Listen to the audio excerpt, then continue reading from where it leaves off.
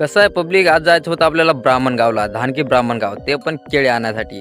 सण गाडी चालवत होतो, गाया पण आपला रस्ता रोखत होत्या. धानकीमध्ये मुलं भेटा शाळेमध्ये येऊ दे म्हणतात ब्राह्मणगावपर्यंत. घेतो त्यांना आपण. सोडतो त्यांना ब्राह्मणगावमध्ये आपण लावतो एमटी काट्यावर गाडी. एमटी काट्यावर टाईम होते मले बसतो आपण नाश्ता करायला. गप्पा नाश्ता हाणून घेतो तोपर्यंत पार्टीवाला माणूस पण येते. एमटी काटा गाडीचा करून घेतो, निघतो आपण वावराच्या रस्त्याला. कारण आपल्याला केळी भरायची होती.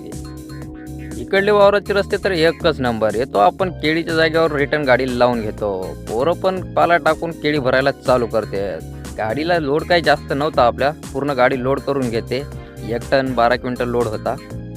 एमटी काटा केल्यानंतर आपण लोड काटा पण करून घेतला. लोड काटा करून निघतो आपण किनवटला. गाडी पण आपल्याला साईड देणे गेली. ऊसाची फुल भरून होती. धानकीमध्ये येऊन टर्न घेऊन लागलो आपल्या रोडला. चला गाडी दाबत आलो किनवटला. किनवटमध्ये काय गाडी खाली करायला लावली आंबेडकर चौकामध्ये. कारण हे भट्टीचे केळाचा माल होता.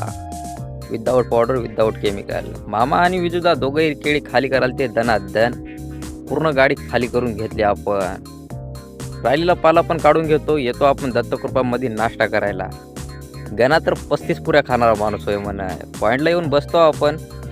कारण रिकामा झालतो. तिथूनच जाता शाळेतले मुलं भेटतात आपल्याला. भाऊ तू ब्लॉग बनवतो ना, आम्हाला पण फॉलो बॅक दे म्हणले. ओके भाऊ म्हणलं. संध्याकाळी निघतो आपण घराकडे. नंतर काय भाडं लागलं नाही आपल्याला.